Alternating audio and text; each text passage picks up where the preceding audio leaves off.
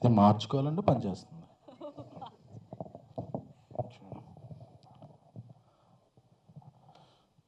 బయట బాగా హోరుగాలి వాన కూడా వచ్చినా సరే ఒక చిన్న సినిమాని నిలబెట్టాకు వచ్చిన మీడియా మిత్రులందరికీ కూడా ఫస్ట్ కృతజ్ఞతలండి. ఎందుకంటే ఒక పెద్ద సినిమా అయినా చిన్న సినిమా అయినా ప్రివ్యూ నుంచి రివ్యూ వరకు నడిపించేది మీడియానే. సో అందరికీ మీడియా మిత్రులందరికీ కూడా టీం తరపున నేను కృతజ్ఞతలు తెలుపుకుంటున్నాను అండి.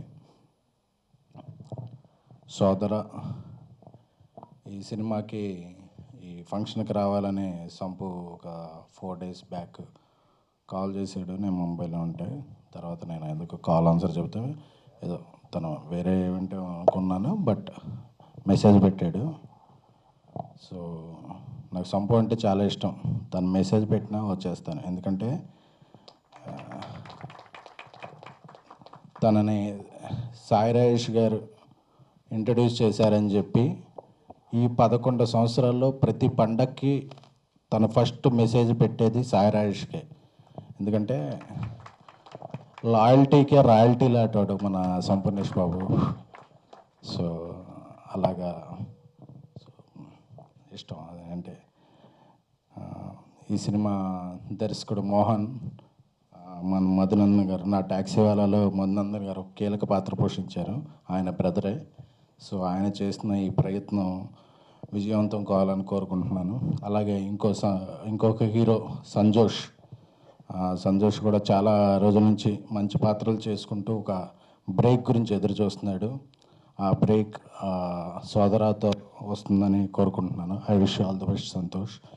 అలాగే మంచి సినిమాలకి ఎన్నో పాటలు రాశారు పూర్ణాచారి గారు. సో ఆయన కూడా రాసిన ఈ పాటలో మ్యాడ్, కోర్ట్లో ఎలాగ పాపులర్ అయినాయో ఈ సినిమాలో కూడా పాపులర్ అయ్యి ఈ సినిమాకి మంచి పేరు రావాలని కోరుకుంటున్నాను అండి. థ్యాంక్ యూ పూర్ణాచారి గారు.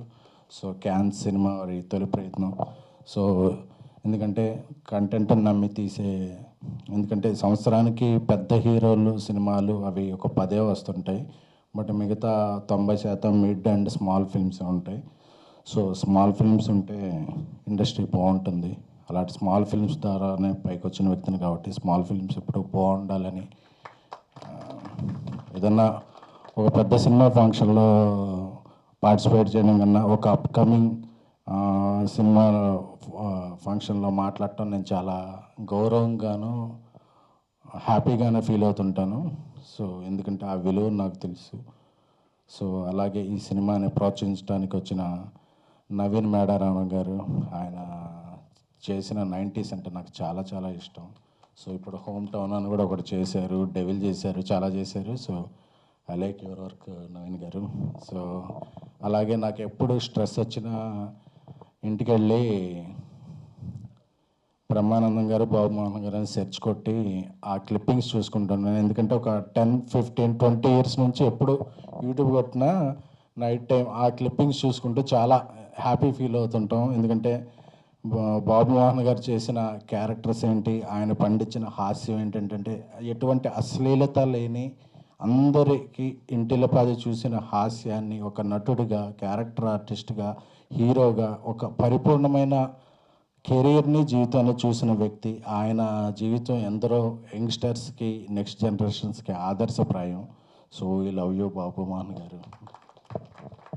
సో అందరికీ, అలాగే ఈ చిత్రం ద్వారా పరిచయం అవుతున్న ముంబై నటులు పేరమ్మ ఆర్తి గారికి, నెక్స్ట్ ఫంక్షన్లో కొంచెం తెలుగులో మాట్లాడండి అమ్మా. అంటే మా తెలుగుకి ఎవరైనా రావచ్చు. ఐ రిక్వెస్ట్ ఎవ్రీవన్, ఇతర ప్రాంతాల నుంచి వచ్చేవాళ్ళు ఒక్క ముక్క తెలుగులో మాట్లాడండి చాలు. ఎందుకంటే we respect hour language, welcome you.